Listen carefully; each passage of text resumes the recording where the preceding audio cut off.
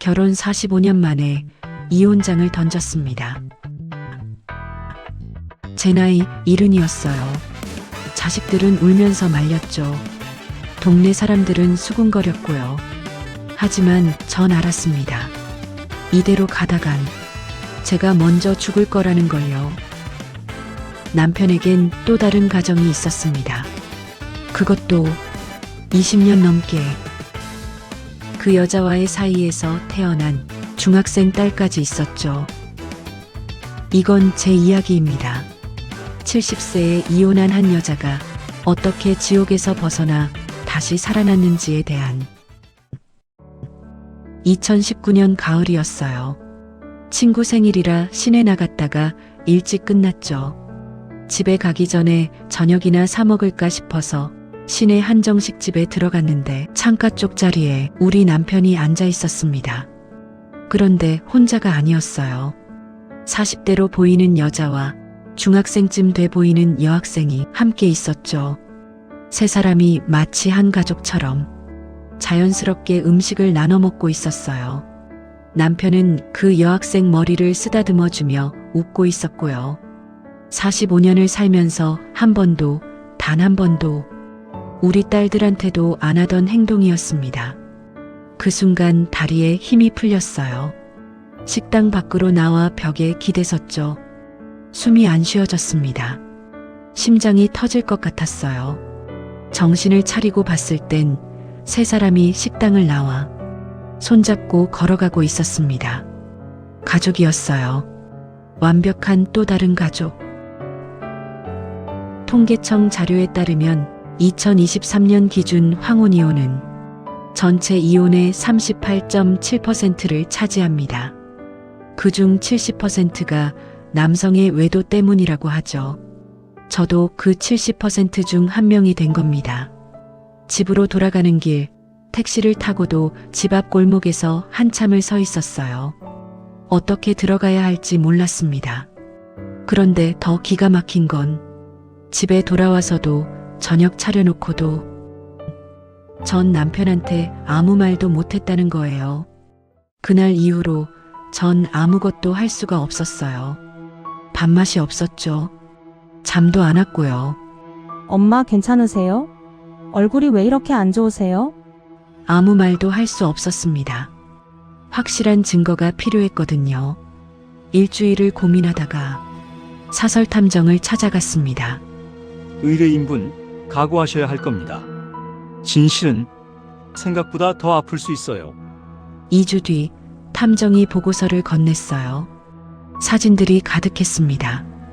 그 여자와 남편이 함께 사는 아파트 사진, 여학생을 학교에 데려다주는 남편 사진, 세 사람이 마트에서 장 보는 사진, 심지어 그 집 현관문 앞 신발장엔 남편 구두까지 놓여 있었습니다.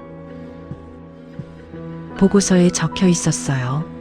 동거 기간 약 22년 추정, 여학생 나이 14세, 주말마다 방문하는 것으로 확인됨. 22년, 우리 막내딸 나이였습니다. 한 달 만에 체중이 10kg나 빠졌어요. 거울을 보면 낯선 사람이 서 있었죠.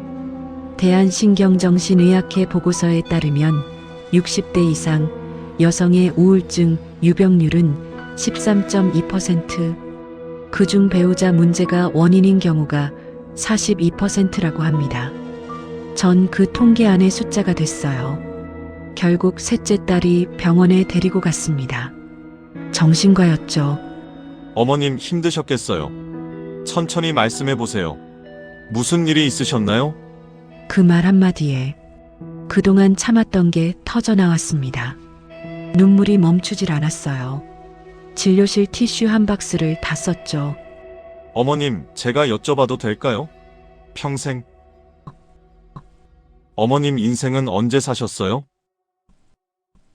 그 질문에 대답할 수가 없었습니다. 살아온 게 아니라 견뎌온 것뿐이었으니까요. 항우울제를 처방받았습니다.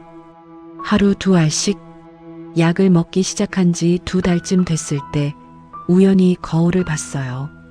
초췌한 제 얼굴이 마치 유령 같았죠. 그때 생각했습니다. 이렇게 죽을 순 없다. 나한테 남은 시간이라도 나로 살아야겠다고. 탐정 보고서를 가지고 변호사를 만났어요. 재산 분할과 위자료 상담을 받았죠. 그리고 어느 날 저녁 밥상을 차리고 말했죠. 이혼합시다. 뭐? 갑자기 무슨 소리야? 당신 이중생활 다 알아요. 22년 그 여자와 딸까지. 남편 얼굴이 새하얘졌습니다. 할 말이 없었겠죠. 그건 말이야. 변명은 변호사한테 하세요. 여긴 조정 신청서예요. 자식들은 난리가 났어요. 엄마, 나이가 몇인데 이혼을 해요? 주변에서 뭐라고 하겠어요? 엄마 경제적으로 어떻게 살려고 그러세요? 남들 눈치 보며 살기엔 엄마 인생이 너무 아까워. 걱정하지 마. 엄마가 알아서 할게. 2020년 2월 이혼 조정이 성립됐습니다.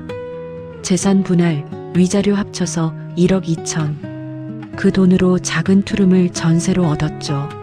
45년 만에 처음 가진 온전히 제 이름만 적힌 공간이었습니다. 처음 1년은 정말 힘들었어요. 외로웠죠. 경제적으로도 불안했고요. 하지만 작은 변화들이 생기기 시작했습니다. 복지관에서 스마트폰 교육을 받았어요. 70살에 처음 배우는 카카오톡이었죠. 거기서 만난 친구들, 비슷한 처지의 언니들이 많았어요. 우리 나이에 뭘 못해. 이제라도 하고 싶은 거 다 하며 살아야지. 수채화 교실에 등록했습니다. 생애 처음 붓을 잡아봤죠. 요가도 시작했어요. 몸이 뻐근했지만 마음은 점점 가벼워졌습니다. 한국보건사회연구원 자료에 따르면 황혼 이혼 후 여성의 68%가 삶의 만족도가 높아졌다고 응답했다고 해요. 저도 그중 한 명이었습니다. 마트에서 아르바이트를 시작했어요. 월 80만 원. 적은 돈이지만 제가 번 돈으로 산 커피 한 잔이 그렇게 달콤할 수가 없었습니다. 딸들이 하나둘 찾아왔어요. 엄마 그동안 몰라줘서 미안해요. 근데 엄마, 진짜 표정이 많이 밝아지셨어요. 엄마가 용기 내주셔서 저도 제 인생 다시 생각하게 됐어요. 고마워요. 그 말 한마디에 모든 게 보상받는 기분이었죠. 이혼한 지 5년이 지났습니다. 지금 제 나이 75세예요. 여전히 경제적으론 빠듯합니다.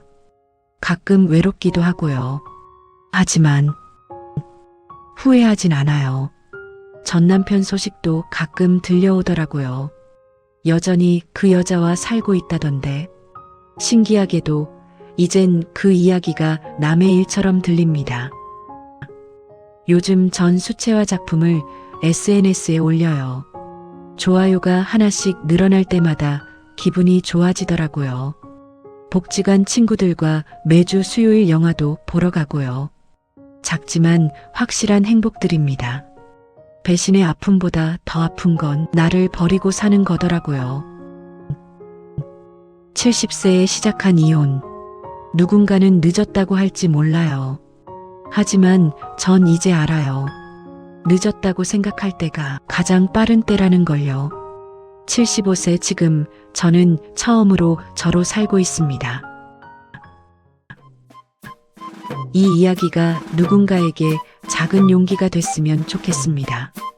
혹시 이 영상이 도움이 되셨다면 좋아요와 구독 부탁드려요.